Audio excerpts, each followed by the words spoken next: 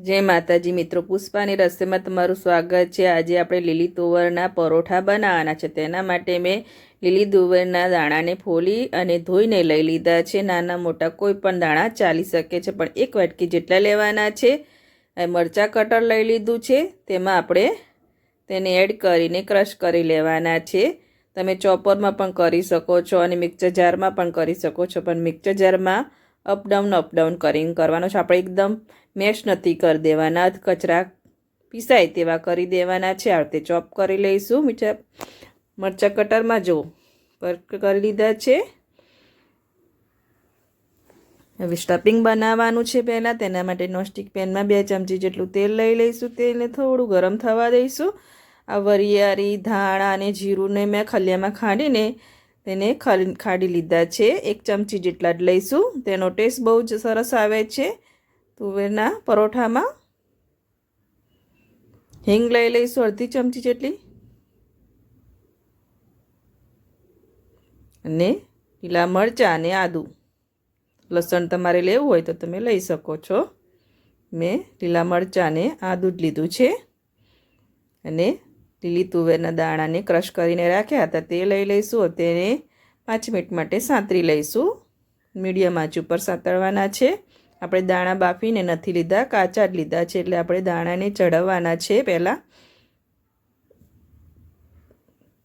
જો તમે બાફીને લેશો તો તેનો કલર ચેન્જ થઈ જાય છે, તેથી આપણે કાચા જ આવડતે તેનું સ્ટફિંગ બનાવીશું। મીઠું લઈ લઈશું સ્વાદ અનુસાર, મિક્સ કરી લઈશું। સતત ચલાવતા જ રહેવાનું છે।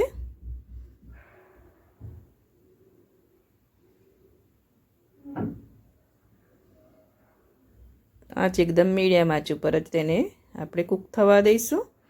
એક બટાકું બાફીને લીધું છે, તેને છીણી લઈશું। તમે હાથેથી પણ મેશ કરી શકો છો, પણ આ રીતે છીણી લેશું તો જ્યારે સ્ટફિંગ ભરશો તો જરા પણ એ નહીં લાગે કે આપણે બટાકું એડ કર્યું છે।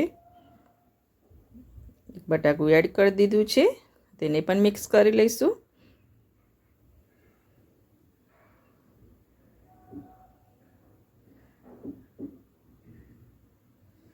મિક્સ કરી લીધું છે। બાકીના મસાલા કરવાના છે। તેમાં 1/2 ચમચી જેટલી હળદર, ધાણા જીરું, લાલ મરચું અને લીંબુનો રસ લઈ લઈશું। અડધા લીંબુનો રસ લીધો છે। આ સ્ટફિંગ એકદમ ખટમીઠું બનશે। આપણે થોડી ખાંડ પણ એડ કરવાની છે, 1 ચમચી જેટલી ખાંડ લઈ લઈશું। મસાલા એડ કરી દીધા છે। મસાલાને સરસ આપણે લીલી તુવરને સાથે મિક્સ કરી લેવાના છે।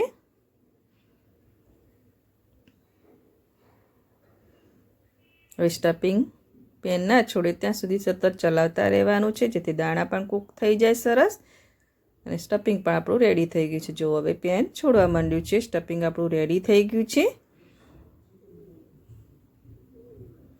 કોથમીરના પાન લઈ લઈશું, મિક્સ કરી લઈશું।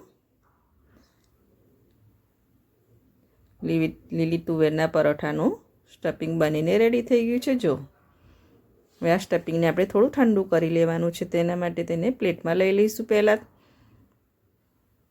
પ્લેટમાં લઈ લીધું છે, તેને ઠંડુ થવા દઈશું। પરોઠા માટેનો લોટ મેં બાંધીને જ રાખ્યો છે। પરોઠાની રેસીપી મારી ચેનલમાં છે જ, મારી ચેનલમાં નવી પરોઠાની રેસીપી છે। લુઓ લઈ લઈશું। તમારે જે સાઈઝનો પરોઠો બનાવવો હોય તે સાઈઝનો લુઓ લઈ લેવાનો છે, અને આવડતે આંગળીને અંગૂઠાની મદદથી પ્રેસ કરવાનું છે, એટલે વચ્ચે ખાડા જેવું થઈ જાય અને આપણે સ્ટફિંગનો ગોળો વારી લઈશું। આપણે જેમ તે કચોરી ભરતા હોય છે તે રીતે જ આપણે પરોઠો પહેલાં ભરી લેવાનો છે, પછી વણવાનો છે। આ રીતે બધા ગોળા વારી લઈશું।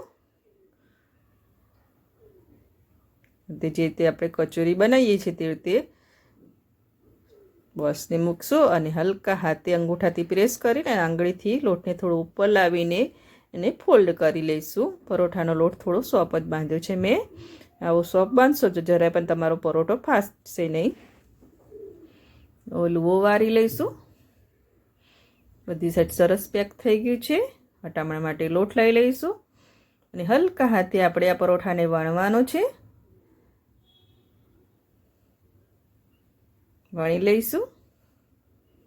હલકા હાથે વણવાનું છે.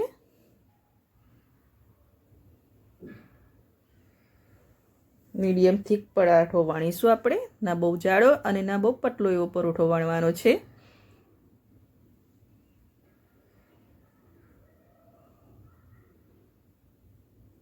વણી લીધો છે. એકદમ ટ્રાન્સપરન્ટ પરાઠો બની ગયો છે. જો સ્ટફિંગ પણ દેખાય છે, જરા પણ સ્ટફિંગ બહાર નથી આવ્યું. અડધે બીજો પરોઠો પણ વણી લઈશું આપણે.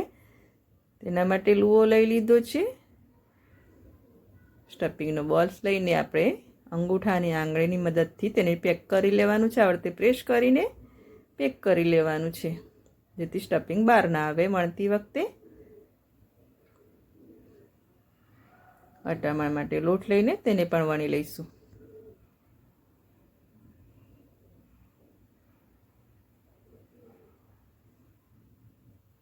આવી રીતે આપણે બધા પરોઠા બનાવીને વણી લેવાના છે.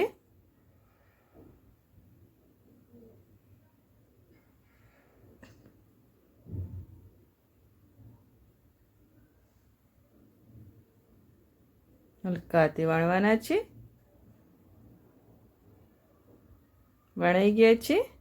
હવે તેને શેકીશું. બધા પરોઠા વણી લઈશું.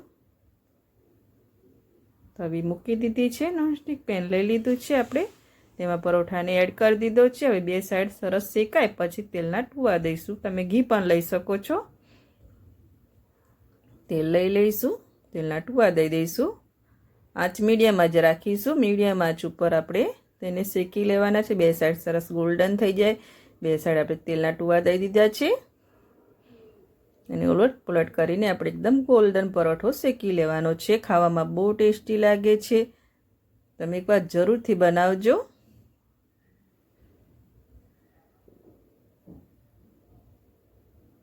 મારી ચેનલમાં આલુ પરોઠા, પ્યાજ પરોઠા, પનીર પરોઠા, પરોઠાની અવનવી રેસીપી છે. જો થઈ ગયો છે. બીજો પરોઠો પણ શેકી લઈશું. તેને પણ બે સાઈડ શેકી લઈને પછી તેલના ટુવા દઈ દેવાના છે. એકદમ ફૂલા ફૂલા બને છે.